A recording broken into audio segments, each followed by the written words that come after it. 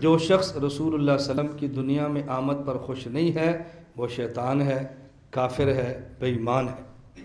جو حضور کی آمد پر خوش نہیں ہے، لیکن رسول اللہ صلی اللہ علیہ وسلم کی آمد پر خوش ہونا اور ہے اور جشن عید میلاد النبی منانا اور ہے۔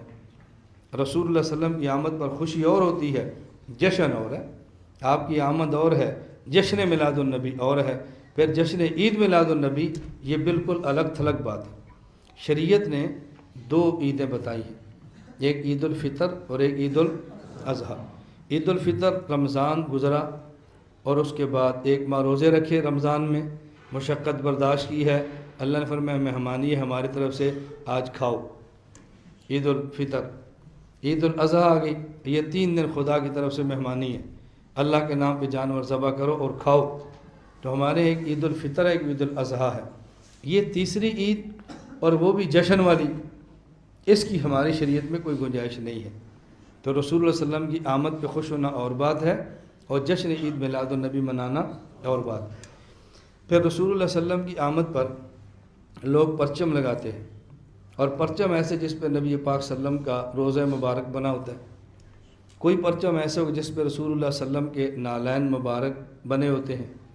اور جو ہی میلاد النبی عید کا ان کا 12 ربیع الاول کے دن گزرتا ہے تو گزرنے کے فوراً بعد ایک بعد 2 دن بعد وہ لڑیاں ٹوٹتی ہیں، حضور پاک صلی اللہ علیہ وسلم کے روضہ مبارک کی تصویر وہ مٹی پہ ہوتی ہے، نالین مبارک کی تصویر مٹی کے پر ہوتی ہے، اور یہ سنی بات نہیں ہے، میری اپنی آپ بیتی ہے۔ گزشتہ سال کی بات ہے، ایک بندہ فوت ہوا، میں تعزیت کے لیے ان کے گیا، میں نے گلی میں دیکھا تو کچھ جھنڈے نیچے گرے ہیں، کچھ جھنڈے اوپر ہیں، میں نے کہا نیچے جھنڈا لاؤ، میں نے کہا دیکھو اس پہ حضور پاک کے روزے کی تصویر ہے، تو تم نے روزے کو ناریوں کے اندر گرانا تھا، یہ کون سا تم نے حضور کے ساتھ محبت کا اظہار کیا ہے؟ اس لیے وہ کام کرو جس پہ اللہ کے نبی خود خوش ہیں، اور وہ کام نہ کرو کہ جس پہ رسول اللہ صلی اللہ علیہ وسلم خوش نہیں بلکہ اللہ کے نبی ناراض ہیں۔ اور ایسے کام اپنی طرف سے کرنا، مخصوص دن متعین کرنا، اس کو باعث اجر و ثواب سمجھنا، اور جو وہ کام نہ کرے اس کو گستاخ کہنا، اس کی شریعت میں کوئی گنجائش نہیں۔ لوگ آپ سے کہیں گے اگر ہم نے 12 کا دن میلاد النبی کا متعین کیا تو جرم ہے، تم نے رائیوڈ کے اجتماع کے دن 3 متعین کیا، جرم نہیں ہے؟ ختم بخاری کی تاریخ رکھی تو جرم نہیں ہے؟ سالانہ جلسے کی تاریخ کی تو جرم نہیں ہے؟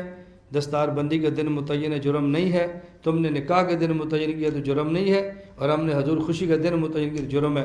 میں نے کہا بات اچھی طرح سمجھو، ہم اگر رائیوڈ کی تاریخیں متعین کرتے ہیں، ان تاریخوں پر کوئی رائیوڈ نہ آئے تو ہم اسے گستاخ نہیں کہتے۔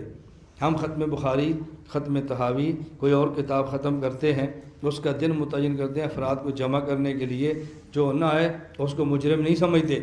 اور ہم اگر جلسے کی تاریخ طے کرتے ہیں تو یہ نہیں کہتے جو ہمارے جلسے میں آئے گا ثواب ہے، نہیں آئے گا تو گناہ ہے، آج جلسہ کرو تو اجر ہے، آج نہیں ملو گے تو گناہ ہے، جو آج کرتا ہے اسے حضور خوش ہیں، جو آج نہیں کرتا وہ شیطان کا ساتھی ہے۔ یہ کام ہم نے کبھی بھی نہیں کہا، تو تمہارے تعین میں ہمارے تعین میں کچھ فرق ہے۔ پھر اسی طرح جشن میلاد النبی جب یہ لوگ مناتے ہیں تو جرم کتنا ہے؟ پورا دن جانور کو لیا، گڈھے کے اندر باندھ دیا، جانور کو لیا اور بلا وجہ پورا اس کو ریڑھی کے ساتھ باندھا ہوا ہے، اور پورا دن پھر اس کو مشقت میں ڈالتے ہیں، پھر روڈ بلاک ہوتے ہیں۔ اس کا نقصان کیا ہے؟ ایک غریب آدمی ہے اس کی مزدوری گئی، ایک تاجر آدمی ہے اس کی تجارت گئی، اور اسی طرح اگر کوئی مریض ہے، ایمبولینس گزرنی ہے، وہ موت کا شکار ہو سکتا ہے، ہسپتال ہیں، رستے آپ نے بند کیے ہیں۔ تو یہ اتنی تکالیف دینا یہ رسول اللہ صلی اللہ علیہ وسلم کا مبارک طریقہ نہیں ہے۔ اللہ کے نبی مسلمان کی تکلیف ختم کرنے کے لیے آئے ہیں، مسلمان کو تکلیف دینے کے لیے ہرگز نہیں آئے۔ میں یہ بات کروں کہ آپ اس کو ذہن بناؤ، خود سمجھو، پھر جس حد تک ممکن ہو اپنے علاقے میں سمجھاؤ، جس حد تک ممکن ہو لڑائی جھگڑے کے بغیر یہ بات سمجھاؤ۔ اور ایک اہم بات جو اس میں سمجھیں کہ رسول اللہ صلی اللہ علیہ وسلم پیدا ہوئے وقت کون سا ہے؟ جی طلوع فجر، صبح۔ دن کون سا ہے؟ پیر کا، سوموار کا، اور مہینہ کون سا ہے؟ ربیع الاول۔ اب وقت دیکھو طلوع فجر صبح کا، دن دیکھو سوموار اور پیر کا، اور مہینہ دیکھو ربیع الاول کا۔ تو جو لوگ جشن مناتے ہیں نہ صبح صادق کی بات، نہ طلوع فجر کی بات کرتے ہیں صبح کی، نہ ہی سوموار کی بات کرتے ہیں، اگر کریں گے تو صرف اور صرف ربیع الاول کی بات کریں گے۔ حالانکہ تین چیزیں الگ ہیں. آپ فجر کے وقت پیدا ہوئے سارے مانتے ہیں، پیر کے دن پیدا ہوئے سارے مانتے ہیں، 12 ربیع الاول پیدا ہوئے اس کو سارے نہیں مانتے. خود جشن عید میلاد النبی منانے والے جس شخص کو اپنا امام مانتے ہیں مولانا احمد رضا خان، انہوں نے فتاوی رضویہ میں ان کا ایک رسالہ نطق الہلال کے نام پہ انہوں نے لکھا کہ حضور کی پیدائش 12 کو نہیں تھی بلکہ 8 ربیع الاول کی تھی اور آپ کی وفات 12 ربیع الاول کو ہے. بھئی جس بندے کے نام پر تمہارا مسلک ہے، جس بندے کے نام پہ تم نے فرقہ بنایا ہے، جو بندہ تمہاری فکر کا بانی ہے، وہ تو کہتا ہے 8 کو پیدا ہوئے اور آپ لڑ رہے ہیں 12 کو پیدا ہوئے. تو آپ اس مسئلے پر آپ نے اس کی بات کو کیوں چھوڑ دیا ہے، یا ان کی بات کو آپ ترجیح دیتے یا آپ نے ان کو چھوڑ دیا ہے؟ اس کا معنی یہ ہے کہ اگر ان سے عقیدت ہوتی تو مانتے، عقیدت ان سے بھی نہیں ہے، بس ان کا بھی آپ نے نام جب چاہے استعمال کیا اور جب منشا خلاف ہو تو نام کو چھوڑ دیا. یہ بات مناسب نہیں ہے.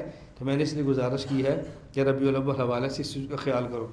اب جو لوگ اس دن جھنڈیاں لگاتے ہیں، ریڑے سے جاتے ہیں اور اس قسم کے جتنے کام کرتے ہیں، آپ ایمان سے بتاؤ اگر ان کی بجائے اسی پیسے کو کسی مدرسے پہ لگا دیں الگ مدرسہ بن جائے، مسجد پہ بنا دیں مسجد پہ لگا دیں مسجد بن جائے، کسی یتیم کے لگا دیں اس کی اچھی خاصی پرورش ہو جائے، کسی خاتون کو دیں اس کی شادی ہو سکتی ہے، غریب کی غربت پروری ہو سکتی ہے.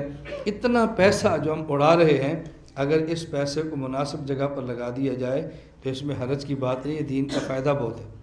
ممکن ہے اس پر کوئی تمہاری ذہن سازی کرے کہ یہ لوگ تو مستشرقین قربانی پہ کہہ رہے ہیں کہ تم جو 3 دنوں میں کروڑوں جانور ذبح کرتے ہو اور ان کا پیسہ ضائع کرتے ہو، اگر کروڑوں جانور ذبح کرنے کے بجائے ان کا پیسہ ہو اربوں کی صورت میں، یتیم خانہ بناؤ، ہسپتال بناؤ، مدرسہ بناؤ، مسجد بناؤ، سکول بناؤ اور یہ ساری چیزیں تم بناؤ. یہ اعتراض تو ان کا بھی تھا تو تم نے ان کی وجہ سے قربانی تو نہیں چھوڑی، اور یہ اعتراض آپ نے ہمارے اوپر کر دیا.